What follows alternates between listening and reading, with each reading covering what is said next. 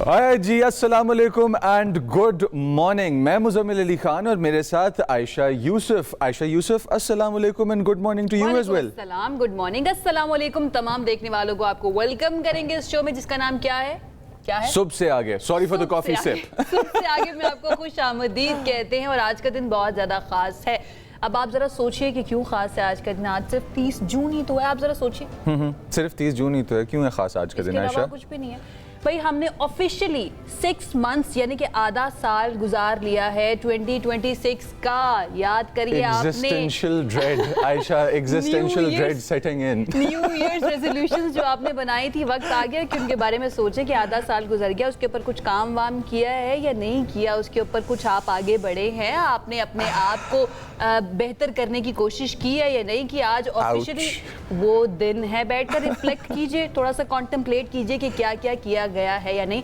वक्त कितना तेजी से गुजरना शुरू हो गया, वक्त कितना तेजी से गुजरना शुरू हो गया। लेकिन कुछ खबरें हमारे पास ऐसी भी हैं आज हमारे व्यूअर्स के लिए कि जो उस तेजी से गुजरते हुए वक्त में भी बहुत तवील अरसे तक इस दुनिया पे सेंटिएंट बीइंग्स में शुमार होने वाले जिंदा क्रीचर्स हम कह सकते हैं। ऐसे क्रीचर्स जिन्होंने शायद पता नहीं कितनी जो है ना कितने साल देखे और कितनी जिंदगियां और कितने लोगों को, कितने इंसानों को देखा होगा।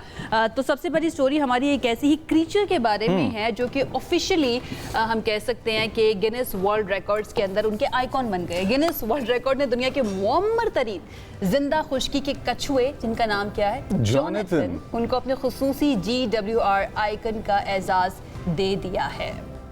अच्छा, जोनाथन की उम्र जो है ना वो 194 साल से जायद बताई जाती है। जोनाथन की उम्र 194 साल से जायद बताई जा रही है, यानी कि आपकी 2 सदियां तो है ही है, उससे पहले कितनी थी हमें नहीं पता क्योंकि 194 साल से जायद बताई जा रही है। इसी के साथ इन्होंने कितने जिंदगी के दौर हैं जो देखे होंगे, कितनी वॉर्स हैं जो देखी होंगी। सही बात है, वर्ल्ड वॉर 1 भी देखी होगी, 2 भी देखी होगी, 1947 भी देखा होगा। इसके अलावा और पता नहीं कितने बड़े बड़े नामों को इन्होंने देखा होगा।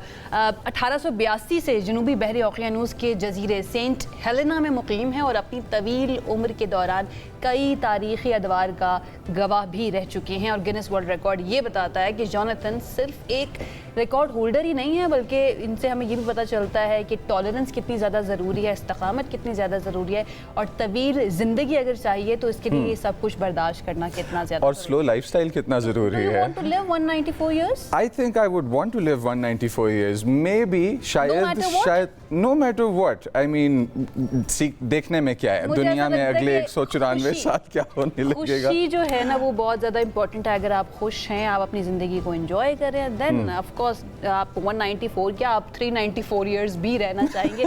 लेकिन अगर आप मिजरी में है ना तो ये ज़रूर है। अल्लाह सुब्हानहू व तआला दर्द आसान करे, अल्लाह सुब्हानहू व तआला सब के लिए इस एक्सपीरियंस को अच्छा बनाए।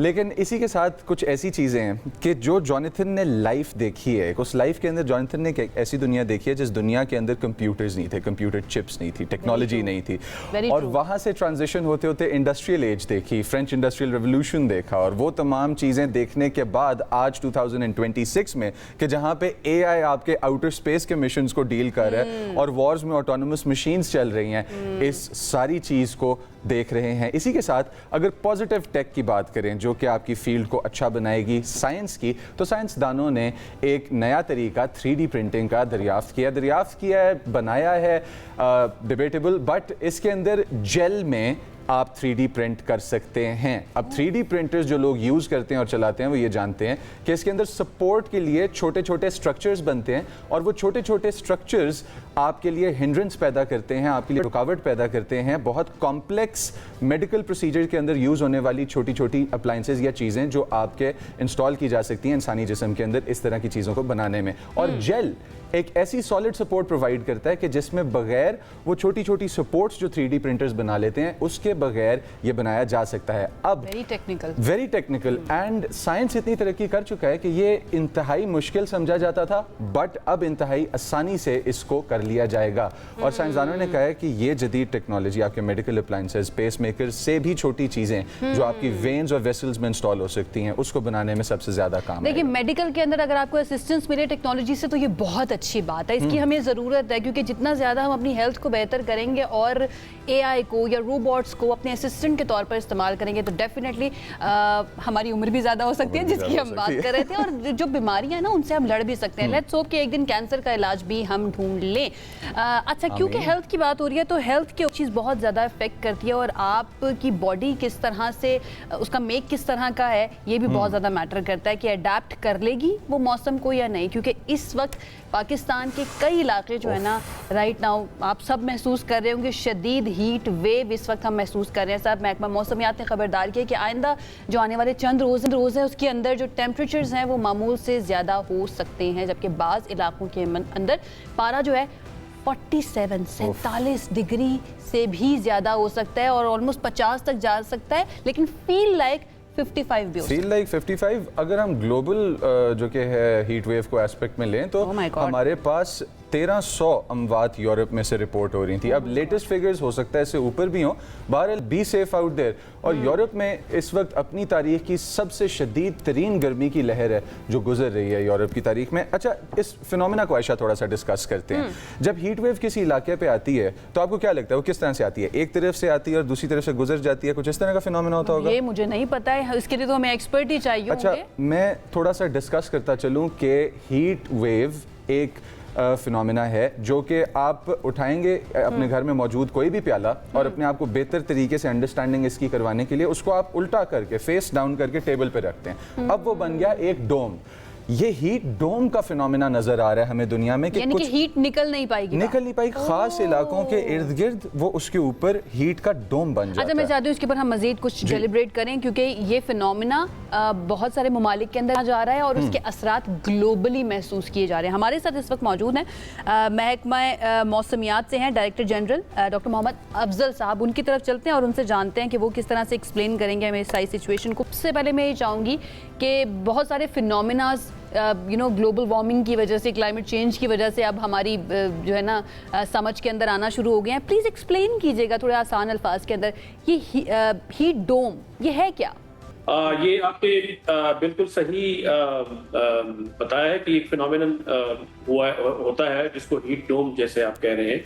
हीट डोम डेवलप होता है एक्चुअली जो हमारी मिडिल एटमॉस्फेयर है, यानी आप कह लें कि सतह जमीन से 5 किलोमीटर ऊपर और उससे 5 से 6 किलोमीटर ऊपर, और इसी तरह से फर्दर मजीद जहां तक ट्रोपोपाज है तो वहां पे हाई प्रेशर एरिया, जिसको स्टैग्नेंट हाई प्रेशर एरिया या ब्लॉकिंग हाई कहते हैं, वो डेवलप हो जाता है। उस ब्लॉकिंग हाई में जो है एक तो लो प्रेशर एरिया होता है, आप सबको पता है, और एक हाई प्रेशर एरिया होता है।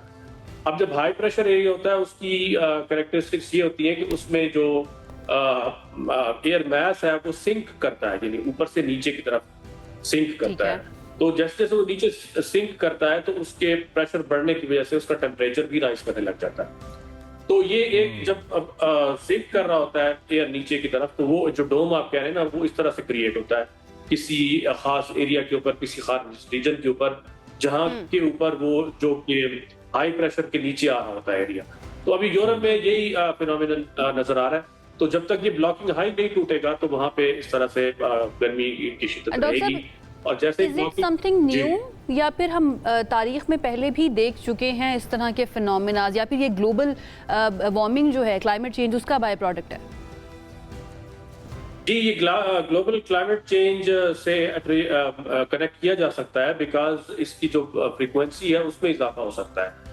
ये बहुत रेयर कम देखा गया। पहले भी हम ये कई दफा यूरोप में इस तरह के एपिसोड देख चुके हैं, और जिसमें कि 2010 और इससे पहले कुछ ईयर्स हैं, और उसके बाद भी कुछ ईयर्स ऐसे गुजरे हैं जब यूरोप में शदीद गर्मी और हीट डोम क्रिएट हुआ। तो ये ऑन एंड ऑफ होता रहता है, लेकिन सॉरी मैं आपकी बात काट रहा हूँ। पाकिस्तान के अगर अंदर हम बात करें तो, क्योंकि मेरा ओवर द वीकेंड पंजाब के अंदर ट्रैवल हुआ है अभी रिसेंटली, कल परसों में, और गर्मी की शिद्दत इस तरह की थी कि सड़कें वीरान थी, लोग नज़र नहीं आ रहे थे और मार्केट्स खाली थी।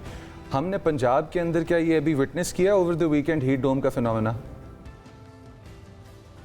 इसको हीट डोम स्मॉल लेवल पे है, बिकॉज ये भी जब हाई प्रेशर एरिया हमारे पाकिस्तान के ऊपर स्टैग्नेंट होता है या क्रिएट होता है, लो नीचे मॉनसूनल लो होता है सरफेस के ऊपर, फिर जो हाई मिड ट्रोपोस्फियर उससे ऊपर है वहां पे हाई प्रेशर एरिया जब आ जाता है, तो ये इसी तरह से मतलब है heat dome kind of phenomenon, लेकिन ये स्मॉल स्केल है, मतलब छोटे रीजन के ऊपर है।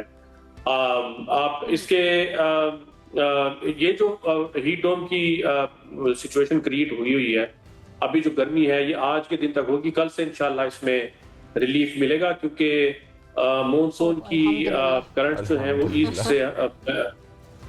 ईस्ट से बे बंगाल से और जो अरेबियन सी है वहां से हमारी कंट्री में पेनिट्रेट कर रही है, और इसी तरह से कल से जो है वो एक वेस्टर्ली वेव भी हमारी कंट्री के ऊपर आ जाएगी। तो इन दोनों के इंटरेक्शन से बारिशें होंगी यकम से लेके 6 तारीख तक, तो टेम्परेचर में 5 से 6 डिग्री जो है ना वो कमी वाकई है।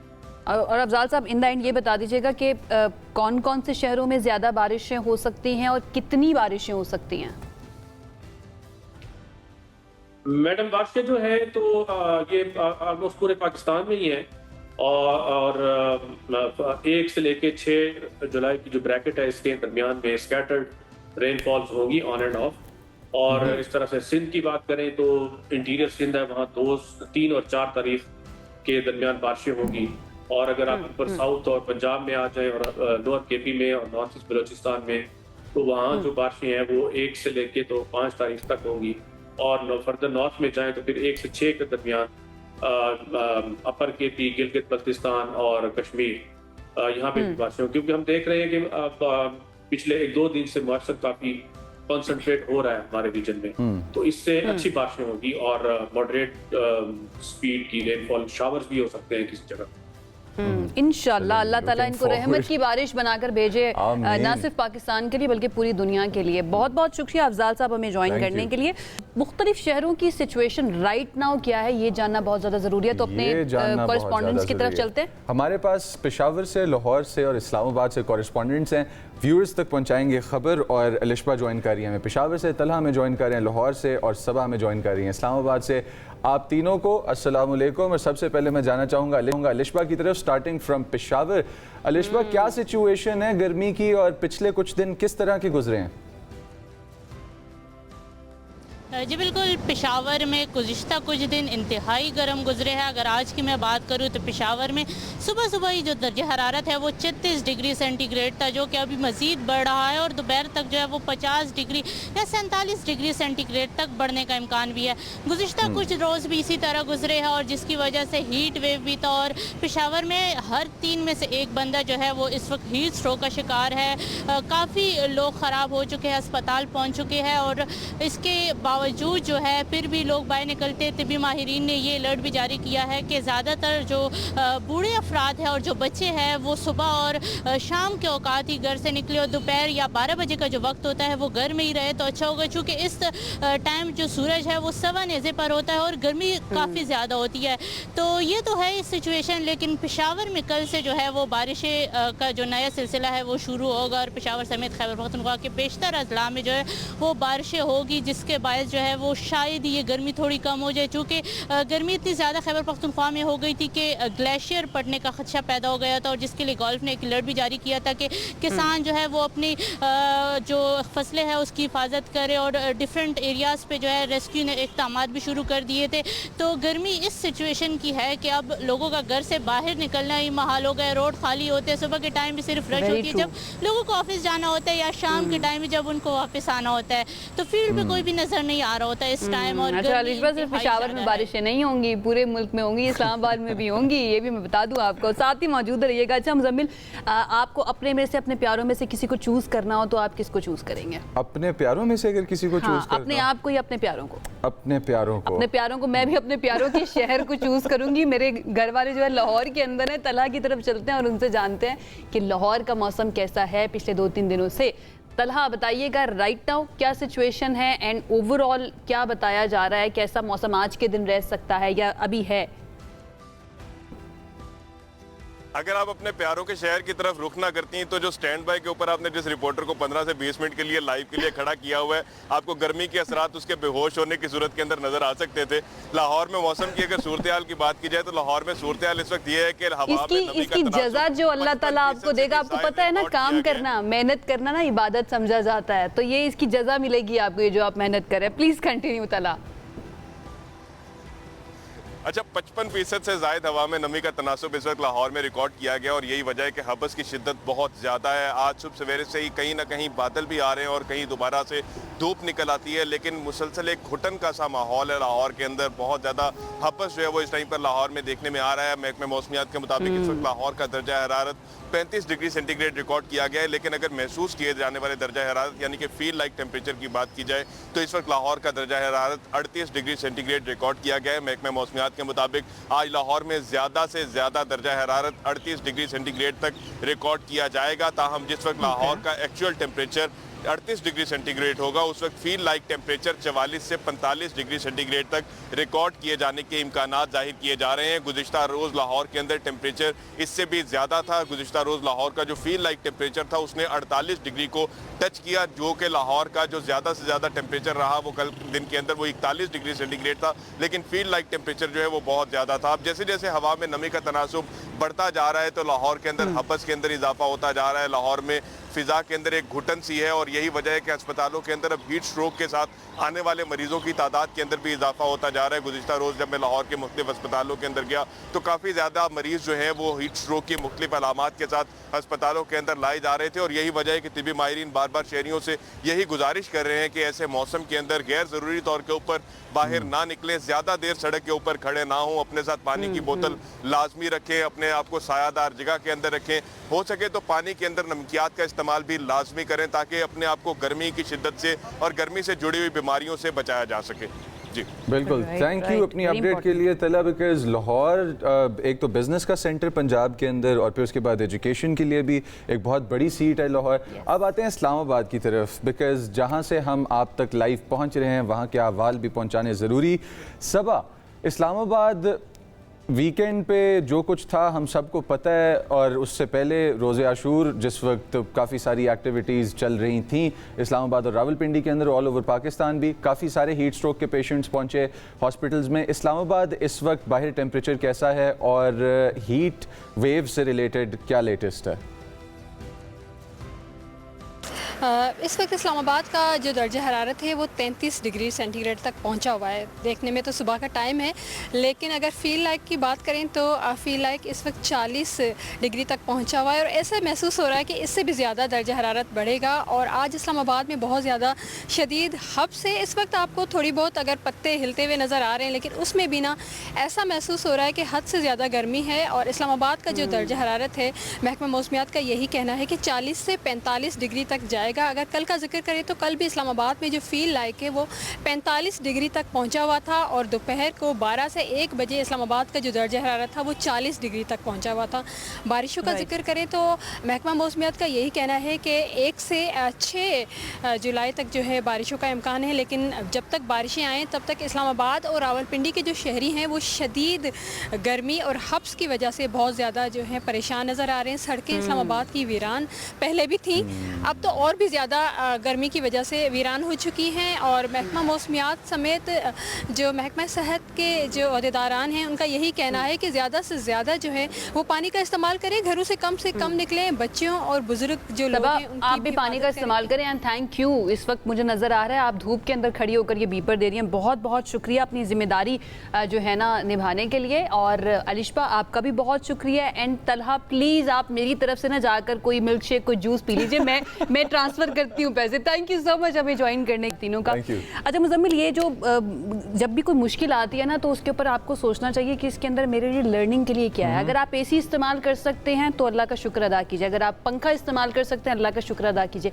अगर आपके घर में बिजली है तो अल्लाह का शुक्र अदा कीजिए, क्योंकि बहुत सारे लोग ऐसे हैं जो ये सब कुछ अफोर्ड भी नहीं कर सकते और उनके पास मौजूद भी नहीं है। एक ब्रेक की तरफ जाते हैं, ब्रेक से वापस आएंगे तो मजीद बात करेंगे, साथ रहिए।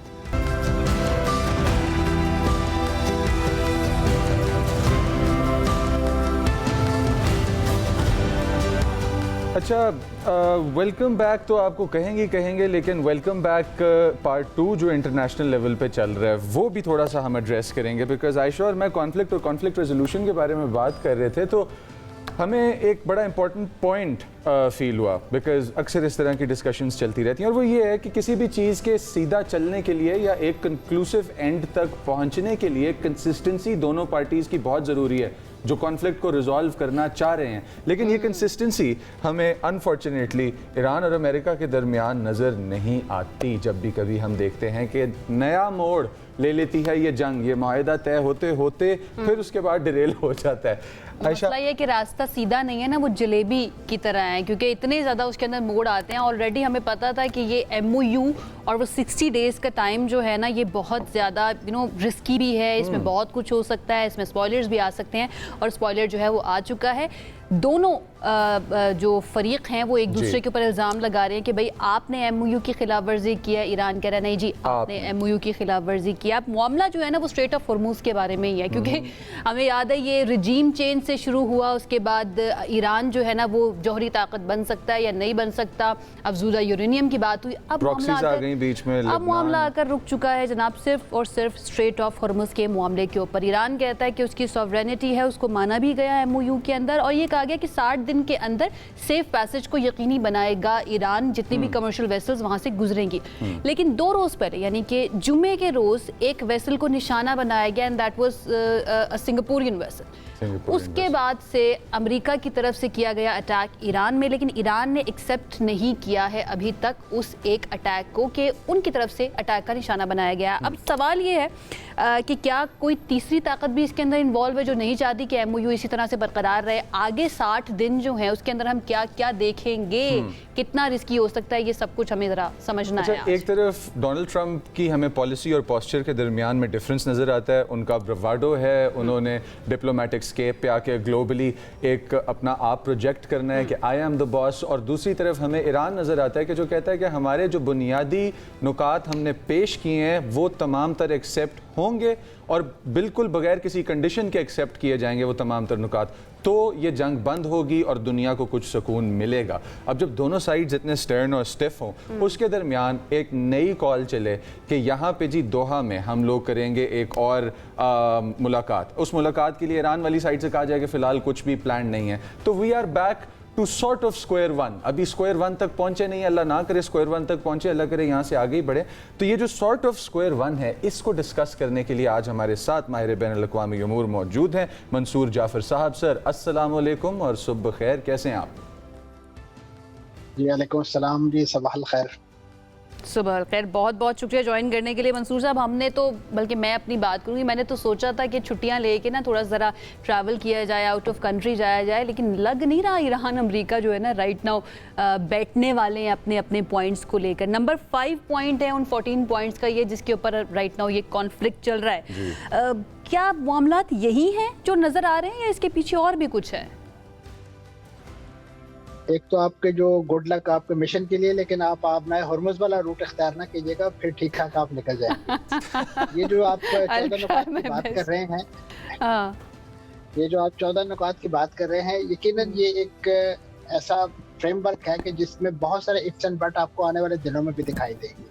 अभी सरदस्त जो कज़िया खासतौर पे इस वक्त आपने हॉर्मुज़ के हवाले से पैदा हुआ है, उसकी बुनियाद आपके इल्म में है कि इस वक्त ईरान अपनी सॉवरेनिटी पर मुसर है इस अपने टेरिटोरियल वाटर की वजह से, लेकिन इस्तेमाल अपना जो पुराना एजेंडा है जो स्पॉइलर के तौर पे हमेशा वो इस्तेमाल करता है, वो है डिवाइड एंड रूल। यहाँ पे ईरान की कोशिश थी कि ओमान को इस बात पे ऑन बोर्ड लिया जाए और इस पूरे आबना हॉर्मुज़ का जो कलेक्टिव कंट्रोल है उसके लिए कोई मैकेनिज्म डेवलप किया जाए। लेकिन ओमान जो है वो किसी दबाव के तहत जो है इस वक्त खासतौर पर फ्रांस में भी उनके मुज़ाकरात हो रहे हैं, मैक्रोन साहब के साथ उनके जो सुल्तान ऑफ ओमान है वो इस वक्त दौरे पर है वहाँ पे। मकसद ये है कि वो उस तरफ से, यानी जो नॉर्थ से साउथ वाली साइड जो ओमान के पास है, वो उसे ओपन करना चाहते हैं या करवाना चाहते हैं वेस्ट, ताकि ये जो बल्क है बहुत ज़्यादा ये निकल सके और ईरान की जो सॉवरेनिटी है वो उसके एंड पे कॉम्प्रोमाइज़ हो जाए। वो टेल जिस पर वो बहुत ज़्यादा इतराते हैं, वो बहुत ज़्यादा उसको एक सिक्योरिटी चेक पॉइंट समझते हैं, उस पर उनका कंट्रोल ख़त्म हो जाए और एक मुतबादल आबना हॉर्मुज़ के अंदर ही क्रिएट कर दिया जाए। ईरान इस चीज़ को अपने लिए बहुत बड़ा चैलेंज समझता है। यही वजह है कि जिन सिंगापुरियन जहाज़ के आपने जिक्र किया, उस पर उन्होंने एक मिसाइल दागा अगरचे वो हिट नहीं हुआ उसे, लेकिन बहरहाल वो ट्रैफिक जो है वो डिस्टर्ब होगी वहाँ पे। अच्छा, एक मारूजी सवाल है मेरा यहाँ पे मंसूर साहब, आपने जो बड़ा अच्छा पॉइंट बताया है, और ये जो ओमान वाली बात है कि स्ट्रेट ऑफ हुर्मुज़ के अंदर ही ईरान की सॉवरेनिटी या उसका जो कंट्रोल है उसको कॉम्प्रोमाइज़ करने की कोशिश है, क्या ओमान अपने तौर पर उस पैसेज को नहीं खोल सकता जिसके खोलने की बात हो रही है, या फिर वो भी डिपेंड करता है ईरान के ऊपर कि अगर ईरान नहीं चाहेगा तो वो नहीं खुलेगा? ये ओमान किस तरह से फिर बाउंड है? नहीं, वो खोला उन्होंने, यही मैं अर्ज कर रहा हूँ ना कि उन्होंने माजी में कुछ जहाज़ों को वहाँ से गुजारा है, अलाउ किया है, लेकिन इस वक्त इससे पहले जो मुज़ाकरात हो रहे थे ईरान के और ओमान के, और ख़ासतौर पे इनके आपस में कुछ विजिट्स भी हुए थे, उसमें यही था कि कलेक्टिव मैकेनिज्म डेवलप किया जाए जिसके तहत अभी 60 दिनों तक किसी किस्म का कोई टैरिफ, कोई किस्म का टोल ना लगाया जाए, लेकिन आने वाले दिनों में वहाँ पे कुछ इंतजामी नौइयत फैसिलिटेशन के लिए यकीनन इन मुल्कों के पास ये राइट होगा, जिस तरीके से बाकी वाटरवेज पे लोग चार्ज करते हैं कि वहाँ टग बोट्स लगाते हैं, कुछ इस नौइयत की चीजें लगाते हैं। थोड़ा सा ना इसको रेट्रोस्पेक्ट में लेके चलते हैं इसको ज़रा हम। हमारे पास इजराइल अमेरिका को जंगों में धकेल रहा है और खींच रहा है काफ़ी अरसे से। मतलब नेतन्याहू साहब जब आए हैं इजराइल की गवर्नमेंट का पार्ट बने एक्टिवली, तो उन्होंने एक कैंपेन शुरू की और उस कैंपेन के अंदर कभी कोई मुल्क ख़तरा होता है, कभी कोई इंडिविजुअल ख़तरा होता है। सद्दाम हुसैन हमें याद है, हमें लिबिया याद है। अब हमें यहाँ पे ये 14 नुकात जिस पे अमेरिका भी एक टाइम पे आके थोड़ा सा फ्लेक्सिबिलिटी दिखा रहा था, इन बातों का सक्सेसफुली एक अच्छे कंक्लूसिव एंड तक पहुंच जाना इजराइल के लिए और इजराइल की स्कीम के लिए कितना बड़ा थ्रेट है, और क्या इजराइल चाहेगा कि यहाँ पे फुट सोल्जर्स की जंग चलती रहे आपस में, be it Lebanon be it Iran? यकीनन इस वक्त जो इस जंग का, जैसे आपने पहले भी जिक्र किया हुआ है, इस जंग का अगर कोई प्लानर है, एग्जीक्यूशनर है या बेनिफिशरी है, वो सिर्फ और सिर्फ इसराइल है। बाकी सारी दुनिया लूजर है बशमूल अमेरिका के। और इस वक्त नेतन्याहू का जो सियासी मुस्तकबिल है वो इस जंग या इस खित्ते में बदअमनी के साथ जुड़ा हुआ है, और ख़ास तौर पे जो अमेरिका में उनकी जो सपोर्ट है, जो इंतहा पसंद यहूदी हैं या वहाँ पे जो कट्टर इवेंजलिस्ट क्रिश्चियंस हैं, उनकी जो सपोर्ट है, जो उनकी फाइनेंशियल सपोर्ट है, वो उन्हें उसी सूरत मैसर आ सकती है कि वो इस रीजन के अंदर ब्लड शेड करें, क्योंकि उनका एक मजहबी अकीदा है कि इस पूरे रीजन में जब तक खून रेजी नहीं होगी, तबाही और बर्बादी नहीं होगी, उस वक्त तक हजरत ईसा का नज़ूल इस इलाके में नहीं हो सकता। तो ये एक मजहबी अकीदे के तौर पे इसको ले, यही वजह है कि इस जमीन को एक प्रॉमिस लैंड के तौर पे वो एक्वायर करना चाहते हैं, और फिर इसी हवाले से फर्दर इसमें एक्सपेंशन जो है वो एक अपना बिब्लिकल राइट समझते हैं। तो लिहाजा ये कोई सियासी जद्दोजहद नहीं है, जमीनी जद्दोजहद नहीं है, ये बाकायदा एक मजहबी जंग इस वक्त रूप इख्तियार कर चुकी है। एक और चीज़ को मेंशन करना बहुत ज़्यादा ज़रूरी है। अब हम कंक्लूड करते हैं सेशन को। मंसूर साहब बहुत शुक्रिया हमें ज्वाइन करने के लिए, लेकिन एक चीज़ मेंशन करना बहुत ज़रूरी है क्योंकि इजराइल की बात हुई है, तो इजराइल इस वक्त बैंक के अंदर जो डेवलपमेंट प्रोजेक्ट्स शुरू करने की कोशिश कर रहा है E1, उसके ऊपर भी नज़र रखना और उसके ऊपर बात करना बहुत ज़्यादा ज़रूरी है, क्योंकि एक मरतबा वो प्रोजेक्ट बन जाता है जो कि तकरीबन 4000 के करीब अपार्टमेंट्स हैं, जिससे ऑफिशियली वहाँ पर जूस जो है रहना शुरू कर देंगे, तो वो जो 2 स्टेट सॉल्यूशन है वो कम्प्लीटली कॉम्प्रोमाइज़ हो जाएगा। इसके ऊपर बात करना बहुत ज़्यादा ज़रूरी है और पाकिस्तान ने UN के अंदर इस पर बात भी की है। आसिम इफ्तिखार साहब की तरफ से एक ब्रेक की तरफ हम जाते हैं और ब्रेक से आएंगे वापस तो मजीद बात करेंगे। Stay with us.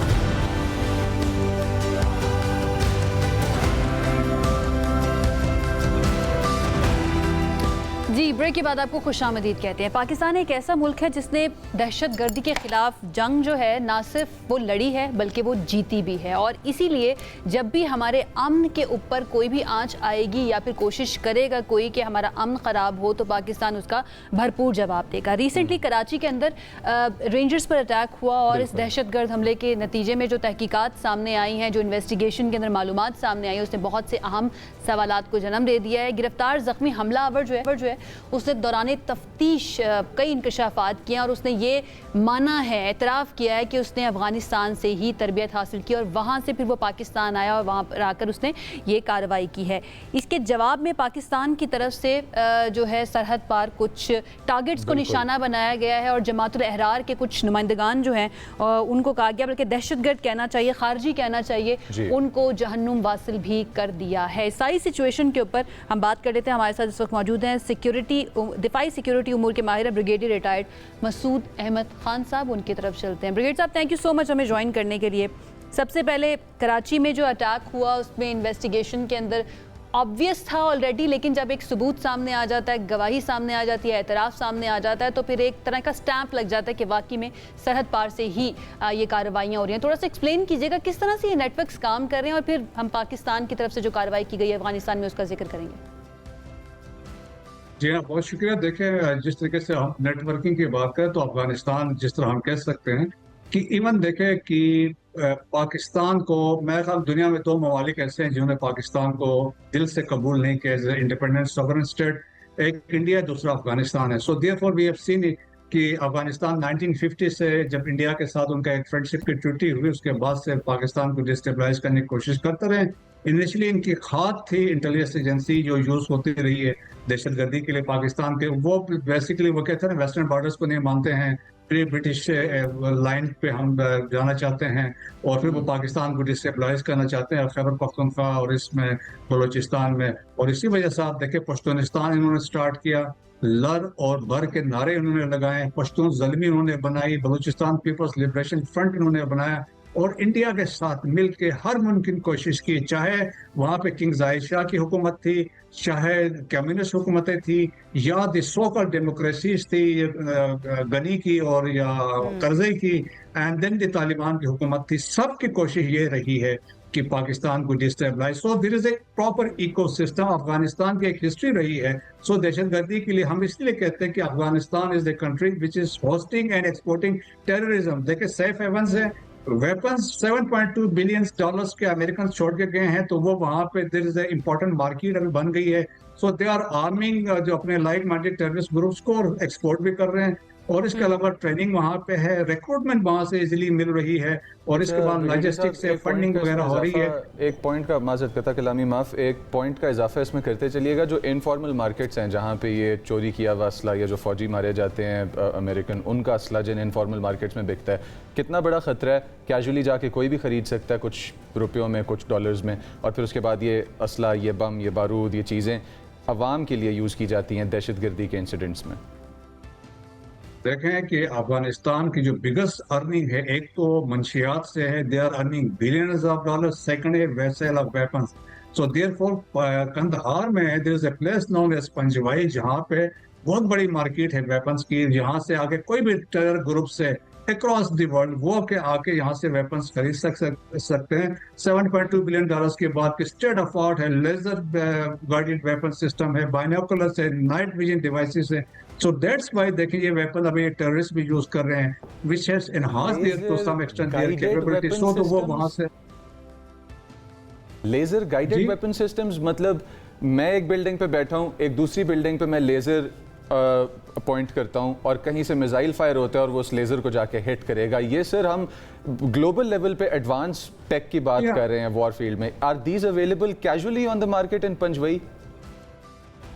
जी हाँ, बिल्कुल है। इवन तो अभी तो इतलात है, देखें अभी आपके डिफेंस मिनिस्टर ने अभी एक एक्सपर्ट पोस्ट किया था, उन्होंने ये कहा था कि इजरायली ड्रोन्स जो हैं, कुछ भी और ड्रोन्स यहाँ पाकिस्तान में आए हैं, तो वो भी इजरायली ड्रोन्स रिपोर्टेडली जो इंडिया से स्मगल होके जो मेडिकल के डब्बों में वो पैक होके आ रहे हैं, वो असेंबल करते हैं, फिर उनको इस्तेमाल कर रहे हैं। सो अभी जो nexus which has now been develop inside Afghanistan है, वो ट्राइका बन चुका है। इट इज इजराइल है, अफगानिस्तान है, इंडिया है, और उनकी कोशिश यही है कि पाकिस्तान को डिस्टेबलाइज कर सके। और वैसे भी अभी आप देखिए फंडिंग जो आ रही है अफगानिस्तान में, एक तो अमेरिका से आ रही है, दूसरा सेकंड बिगेस्ट जो डोनर है वो इजराइल है, और इजराइल भी थ्रू जो ह्यूमन राइट्स की बात करके एजेंसी है, ये NGOs के थ्रू ये पैसे भेज रहे हैं, और वो खुद ऑफिशियली उन्होंने क्लेम किया है, उनके हार्ट्स है या टाइम्स ऑफ इजराइल है। टू बी फ्रैंक, इजराइल को या अमेरिका को तो अब ह्यूमन राइट्स के बारे में बात नहीं करनी चाहिए। हमने देख लिया गजा में और ईरान के अंदर उन्होंने जो कुछ किया, या माजी की जंगों के अंदर वो क्या कुछ कह चुके हैं, और बाद में सिर्फ ये कहते ना कि हमारी इन्फॉर्मेशन गलत थी, तो हम जानते हैं। आपने एक बात की कि इंडिया की तरफ से भी काफ़ी इनको सपोर्ट हासिल रही है। मैं हमेशा कहती हूँ कि ये जो तालिबान है ना, ये they are mercenaries for hire, मतलब जो भी इनकी तरफ पैसा फेंकेगा ये उनका हथकंडा बन जाएंगे, और उनके जितने भी आइडियल्स हैं या जितने भी गोल्स हैं ना, उनके लिए आगे उतर जाएंगे। पाकिस्तान और अफगानिस्तान के तालिबान के दरमियान जो मुज़ाकरात चल रहे थे, उनके बारे में बताइएगा, क्या वो चैप्टर मुकम्मल क्लोज हो चुका है? क्योंकि तुर्किया जो है उसकी तरफ से भी मीडिएशन की गई थी, कतर की तरफ से भी कोशिश की गई थी, लेकिन वो कामयाब नहीं हो सके। अब बिल्कुल भी कोई रास्ता नहीं है मुज़ाकरात का और यही ऑपरेशंस होंगे, हम फ्यूचर में भी यही देखेंगे? देखिए, बिल्कुल टोटली इट इज क्लोज। आप तवक्को खैर की अफगानिस्तान से नहीं कर सकते हैं। पाकिस्तान ने हर मुमकिन वो कोशिश की। पाकिस्तान से ambassador Sadiq, ambassador Durrani frequent जाते रहे हैं। आपके फॉरेन मिनिस्टर गए, आपके इंटीरियर मिनिस्टर गए, आपके डिफेंस मिनिस्टर गए, आपके यहाँ से उलमा गए, यहाँ से जरगे गए। अच्छा, इसके बाद जब बात नहीं बनी, फिर इस्तांबुल की बात हुई, आपने देखा कि दोहा में बातचीत हुई, फिर सऊदी अरब ने बात करवाई, फिर उरमची में बात हुई, और इसके अलावा दुनिया भर के जो है मॉस्को फॉर्मेट में कंसर्न का इजहार किया गया, एससीओ के प्लेटफॉर्म से बात की गई, सेंट्रल एशियन रिपब्लिक से बात कर रहे हैं। पाकिस्तान ने अपनी तरफ से पूरी कोशिश किया, and this is very important कि इसको हाईलाइट किया जाए। पाकिस्तान ने अपनी कोशिशें करने के बाद जवाब दिया है और ये ऑपरेशंस कर रहा है। Thank you so much brigadier साहब हमें ज्वाइन करने के लिए। एक ब्रेक की तरफ हमें जाना है और ब्रेक से वापस आएंगे तो मजीद बात करेंगे। Stay with us.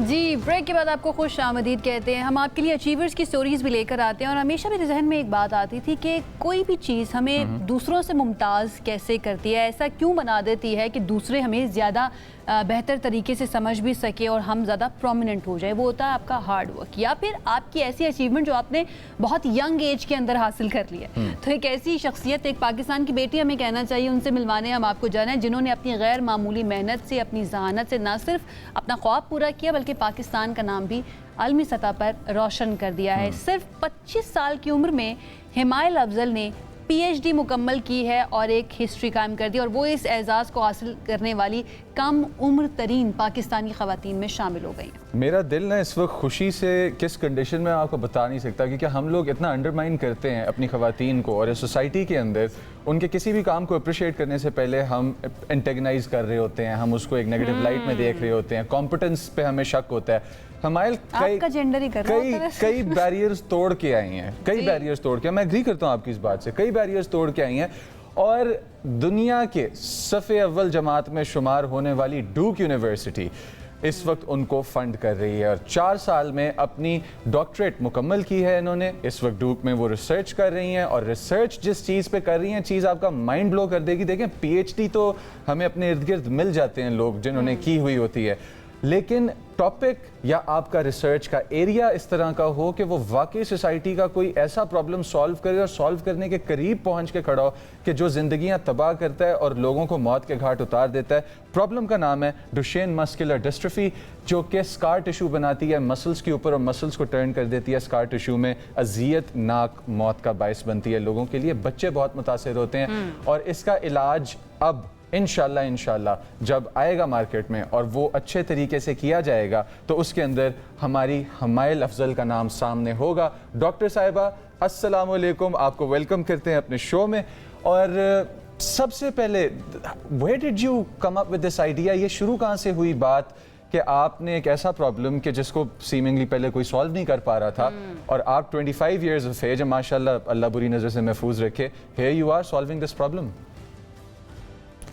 Thank you so much मुझे अपने शो पे लेने के लिए फर्स्ट ऑफ ऑल, और सेकेंडली जो क्वेश्चन आपने मुझसे पूछा है उसका आंसर मैं इस तरह बयान करना चाहूँगी, बिकॉज जब मैं जब 18 इयर्स की थी तो उस टाइम पे मेरी जो ग्रैंड मदर हैं वो शी पाकिस्तान के अंदर, और उनका basically she suffered from cancer.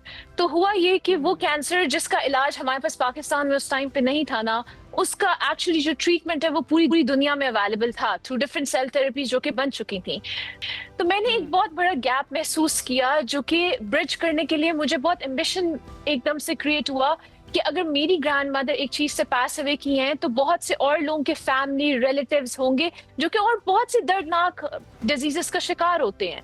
तो उस टाइम पे मेरे पास ये आइडिया आया कि हम रेयर जेनेटिक डिसऑर्डर्स के बारे में क्यों ना रिसर्च करें, बिकॉज पाकिस्तान में उनको ऑलमोस्ट ओवरलुक कर दिया जाता है, सो मच सो कि उनका डायग्नोसिस का पाथवे ही अवेलेबल नहीं है। तो दैट वाज जब मैंने इस डिजीज के ऊपर स्टार्ट करना शुरू किया, बिकॉज ये काफी प्रिवेलेंट डिसऑर्डर है रेयर जेनेटिक डिसऑर्डर्स में से पाकिस्तान में, और सो मच सो कि सिर्फ 30% पेशेंट्स जो है उनको डायग्नोज भी किया जाता है पाकिस्तान में।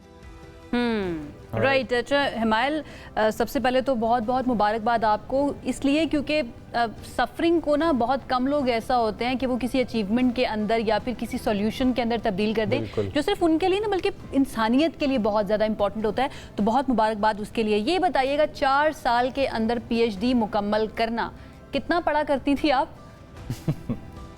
मैं आपको इस तरह कह सकती हूँ कि मेरे रात के अभी 2 बजे और मैं अभी भी लैब में काम कर रही हूँ, तो मोस्टली मेरी दिन मेरी रातें लैब में ही होती हैं। और मेरी ईद, इनफैक्ट आप फैमिली से दूर होना बहुत फील होता है इंसान को, but also at the same time मुझे रिसर्च से इतना मोहब्बत है, मैं आपको कहूँ, क्योंकि मुझे ना इसके अंदर एक विजन नजर आता है, लोगों के दर्द कम करने का एक तरीका नजर आता है। और मुझे लगता है कि जो टूल्स मेरे पास इस लैब में अवेलेबल है ना, I want to make the most out of it. इस वजह से मैं चाहती हूँ कि मैं जितना चाहूँ रिसर्च करूँ, और मैंने बहुत सी रातें लैब में गुजारी हैं। और इट्स बिल्कुल भी लीनियर ट्रैजेक्टरी नहीं होती PhD, because 90% of the time आप सिर्फ फेल कर रहे होते हो अपनी एक्सपेरिमेंट्स। तो how do you get up from failures, और उनको आप ओवरकम कैसे करते हो, that is a part of your PhD। और आप यही मोस्टली सीखते हो कि अगर आपने एक एक्सपेरिमेंट फेल किया, फिर से आप उसको कैसे खड़े होगे, वापस रीडिजाइन कैसे करोगे। तो ऐसे I think this is the recipe 4 साल में ग्रेजुएट करने जितने भी देखने वाले हैं ना, अगर कोई इंसान अपने पैशन के बारे में बात कर रहा हो ना, तो वो बहुत खूबसूरत लगता है। और हिमायल हमारे सामने उसकी मिसाइल है कि उनकी आंखें जो है ना वो चमक गई हैं जब उनके पैशन के बारे में बात किया। And definitely she deserves it अगर 4 साल में उन्होंने मुकम्मल किया। अच्छा हिमायल, थोड़ा सा इस बारे में भी बताएं कि फिलहाल आपको एक आइडिया आया, आपने उसको डेवलप किया। डेवलपमेंट में आपने स्कार टिश्यू जो मसल्स के ऊपर होता है, उनको खाने वाले, अगर सादी उर्दू में बोला जाए, सेल्स तैयार किए कि जो इस प्रॉब्लम को रिवर्स कर देंगे। अभी ये टेक्नोलॉजी किस स्टेज तक पहुंच चुकी है और इसको फुली डेवलप होने में अगले स्टेप्स क्या क्या हैं? एब्सोल्युटली। तो मैंने अपने इन 4 साल के अंदर इस टेक्नोलॉजी को पहले तो स्क्रैच से बिल्ड किया। उसके बाद बिल्ड करके सबसे पहले मैंने प्लेट्स में टेस्ट किया, जो कि सबसे पहले हमारे इन विट्रो टेस्टिंग होती है। प्लेट में टेस्ट करना, इसको सादा अल्फाजों में कहा जाता है। उसके बाद फिर मैंने इसको माइस में टेस्ट किया, चूहे जो होते हैं, क्योंकि वो ह्यूमन से सबसे ज्यादा करीब होते हैं। तो उसमें इन्होंने उसकी डिजीज को, और उन चूहों को भी हम बेसिकली वही डिजीज इंड्यूस करते हैं पहले, और उसके बाद फिर मैंने ये थेरेपी उसको एडमिनिस्टर की, और फिर उन्होंने चूहों की डिजीज को रिवर्स किया। उसके बाद इसको मैंने डॉग्स में अप्लाई किया, जो कि ड्यूक में यहाँ पे डॉग मॉडल्स अवेलेबल हैं। फिर उन्होंने डॉग मॉडल्स को रिवर्स किया। तो अब मैं इस स्टेज पे आई हूँ कि मेरा पेपर पब्लिश हो रहा है US के टॉप जर्नल के अंदर, और उसके बाद हम इसको, अब ड्यूक मुझे बहुत फुली सपोर्ट कर रहे हैं, क्योंकि उन्होंने मुझे एक साइंटिस्ट की पोजीशन ऑफर की है। और जब तक मैं मेडिकल स्कूल को ज्वाइन नहीं करती, तब तक मैं इस थेरेपी के ऊपर खुद काम करूंगी टू ट्रांसलेट इट यहीं पे ड्यूक हॉस्पिटल में। सो प्राउड ऑफ यू, बहुत खुशी हो रही है हिमायल हमें आपसे बात करते हुए। पाकिस्तान एक ऐसा मुल्क है जहाँ पे बहुत तनकीद की जाती है कि यहाँ से जो साइंसदान निकल कर नहीं आते, बड़े बड़े टेक्नीशियंस निकल कर नहीं आते। भाई आते हैं, देखें हिमायल को हमने ड्यूक यूनिवर्सिटी भेजा हुआ है। हिमायल, एक तो ये बताइएगा कि आपकी रिसर्च जो है हम क्या एक्सपेक्ट करें, कब तक मुकम्मल हो सकती है, कब तक आप अपने डिज़ायर्ड सॉल्यूशन तक पहुंच सकती हैं, सो दैट पाकिस्तान के अंदर या दुनिया भर के अंदर जहां पर भी ये बीमारी पाई जाती है, जो कि बहुत मुश्किल है प्रोनाउंस करना, डुशेन मस्कुलर डिस्ट्रोफी, इसको हम कंट्रोल कर सकें? Thank you for that question. तो सबसे पहले मेरी एम ये है कि अल्लाह ताला ने अगर मुझे सपोर्ट किया तो इंशाल्लाह इसको अगले 2 से 3 साल के अंदर हमने ह्यूमन में ट्रांसलेट करना है। और द मोमेंट इसको ट्रांसलेट करते हैं, एज मैंने इस पूरी कॉन्वर्सेशन को आपके साथ जिस मकसद से शुरू किया था कि मैंने पाकिस्तान में एक गैप देखा था रिसर्च का और उन डिजीजेस का जिनके एक्चुअली ऑलरेडी ट्रीटमेंट्स भी अवेलेबल है। तो मेरा नेक्स्ट गोल ये है कि अगले 2 से 3 साल में पाकिस्तान में इनफैक्ट अपना रेयर जेनेटिक डिसऑर्डर्स को, जो डायग्नोसिस और उनके ट्रीटमेंट्स को वापस लेके आया जा सके।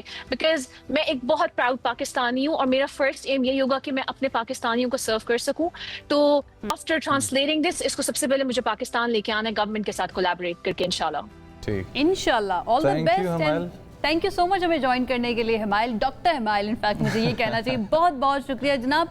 जब आप अपने पैशन को परसू करते हैं ना, तो इस तरह से हिमायल जैसे प्रोडक्ट्स निकलकर, इंसान निकलकर हमारे सामने आते हैं और जिनसे बात करते हुए भी आपको अचीवमेंट महसूस होती है कि okay this is Pakistan, this is a Pakistani जो ये सोच रहा होता है।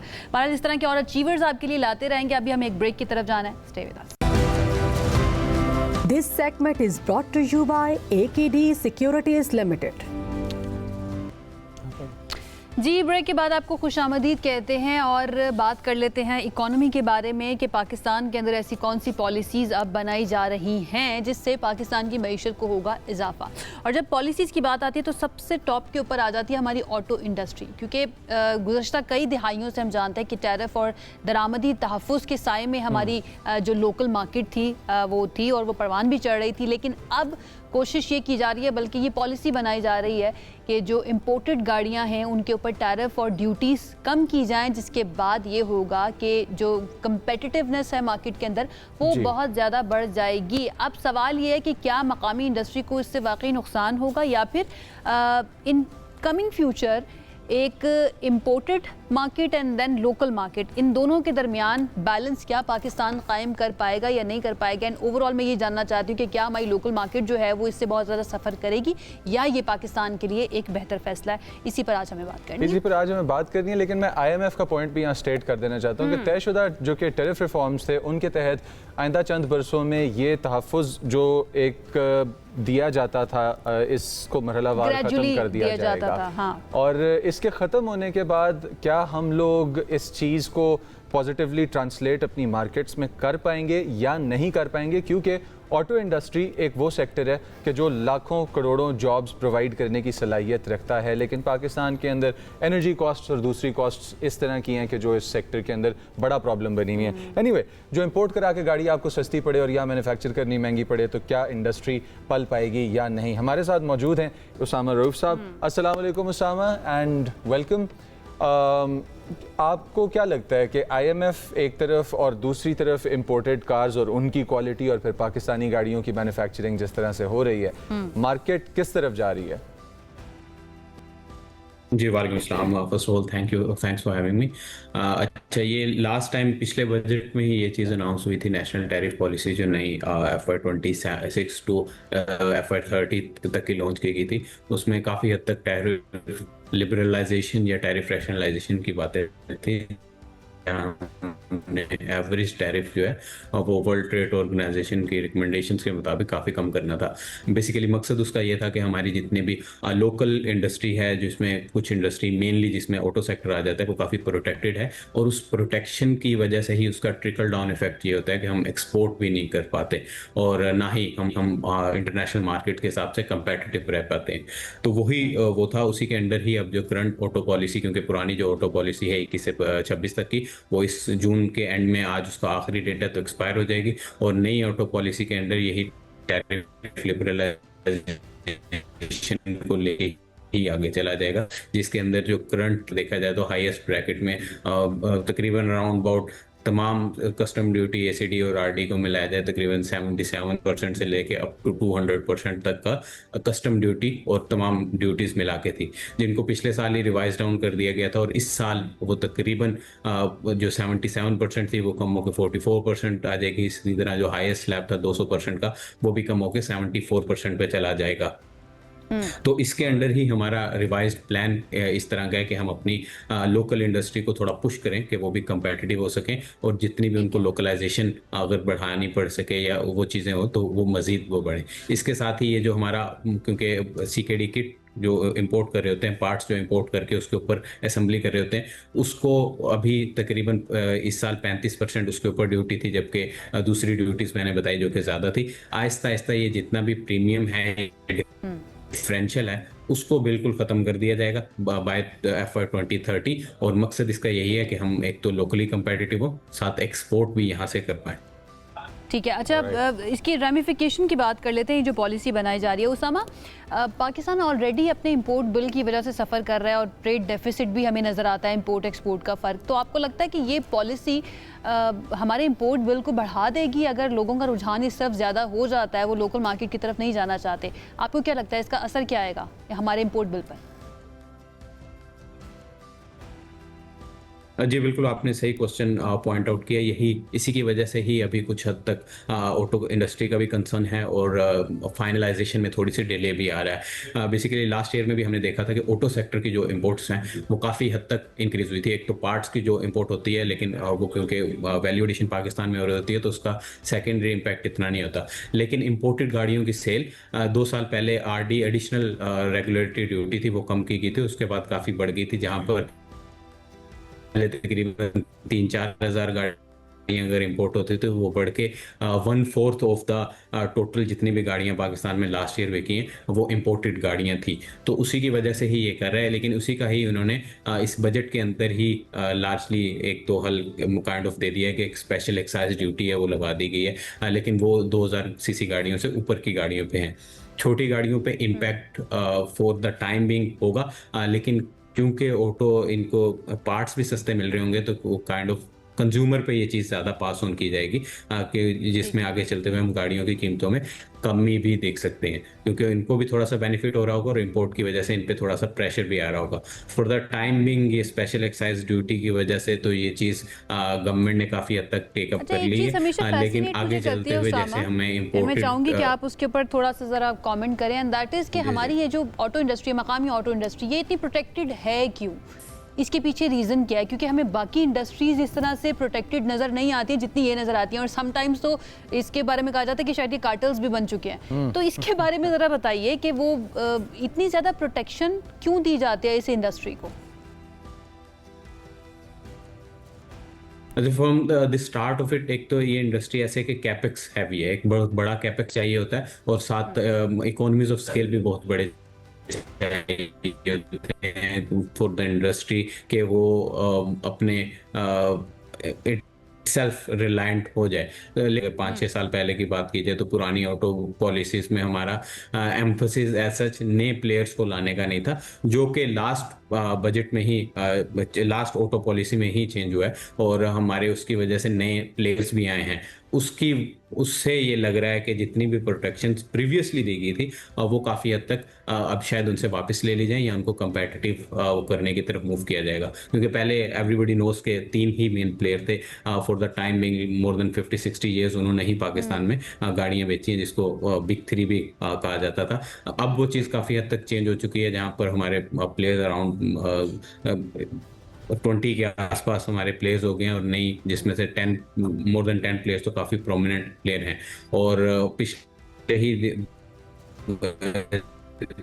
1.5-2 साल से जितना कंपेटिटिव एडवांटेज आ रहा है और मज़ीद कंपटीशन बढ़ रहा है, तो कंज्यूमर को ऐसा ज़्यादा ही उसका फ़ायदा होते हुए नज़र आ रहा है। जहाँ पहले तो बेसिक सेफ्टी चीज़ें ही नहीं गाड़ी में अवेलेबल थी, लेकिन अब एक तो कंज्यूमर को लोअर प्राइस पॉइंट्स पे गाड़ियाँ भी अवेलेबल हैं compare to the obviously other market या ओरिजिनल मार्केट्स, और इसके अलावा बहुत सारे वो फीचर्स जो पहले के लग्जरी समझे जाते थे अब वो एज अ नेसेसरी या बिल्कुल बेस गाड़ियों में भी।